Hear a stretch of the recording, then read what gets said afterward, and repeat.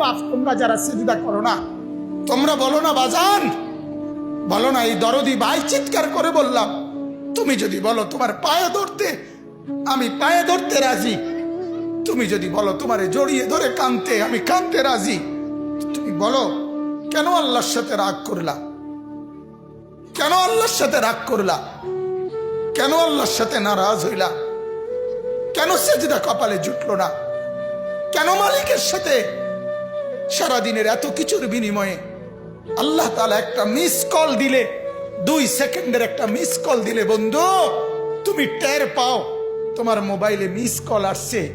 এত বড় মসজিদে 6টা মাইকের হরন দিয়া আল্লাহু আকবার বলে তোমারে ডাক দেয়, তোমার একটা বারও কানে লাগে না, বিবেকে লাগে না।